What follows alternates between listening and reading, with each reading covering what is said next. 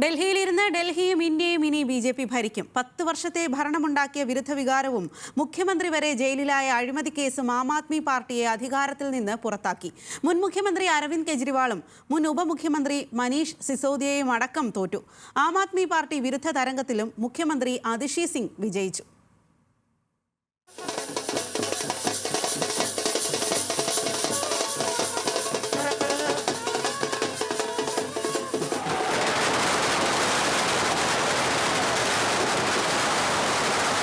ബി.ജെ.പിക്ക് ഈ ഇന്ദ്രപ്രസ്ഥ ഭരണം അതിരുകളില്ലാത്ത ആനന്ദത്തിൻ്റെതാണ്.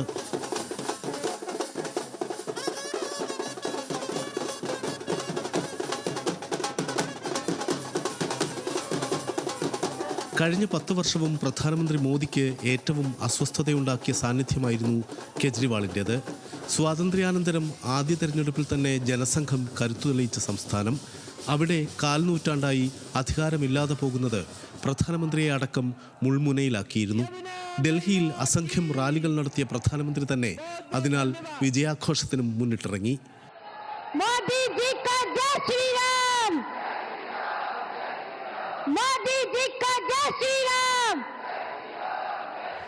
അരവിന്ദ് കെജ്രിവാളും മനീഷ് സിസോദിയും തോറ്റ ഈ തെരഞ്ഞെടുപ്പ് ആം ആദ്മി പാർട്ടിയുടെ അസ്ഥിവാരമാണ് ഇളക്കിയത്.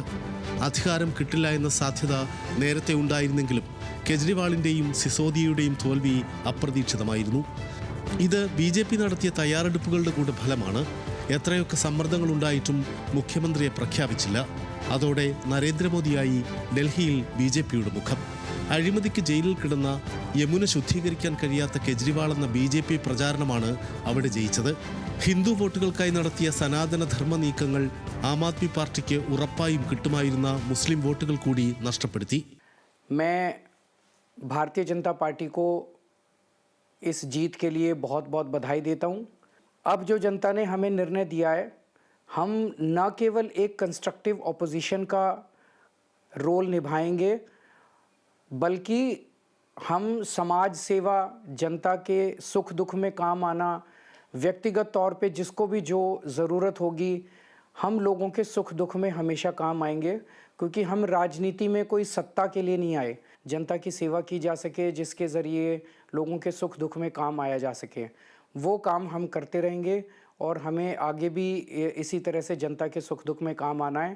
മുസ്ലിം ഭൂരിപക്ഷ മണ്ഡലമായ മുസ്തഫാബാദാണ് ഏറ്റവും വലിയ ഉദാഹരണം.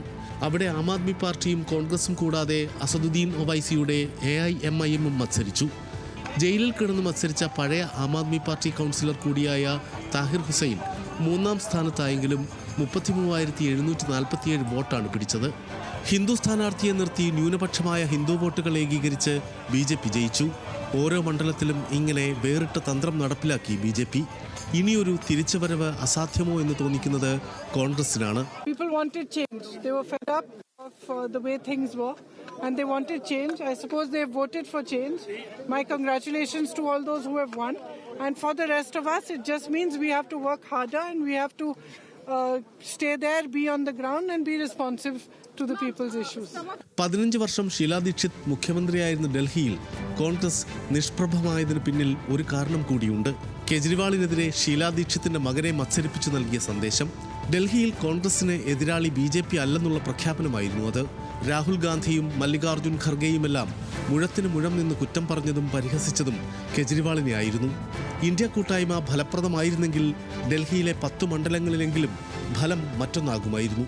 ഒറ്റയ്ക്ക് ഭൂരിപക്ഷമില്ലാതെ അധികാരത്തിൽ വന്നതാണ് 3ാം നരേന്ദ്രമോദി സർക്കാർ. ശേഷം നടന്ന ആദ്യ തെരഞ്ഞെടുപ്പിൽ സാമ്പത്തിക തലസ്ഥാനമായ മഹാരാഷ്ട്ര, ഇപ്പോൾ രാജ്യ തലസ്ഥാനമായ ഡൽഹി.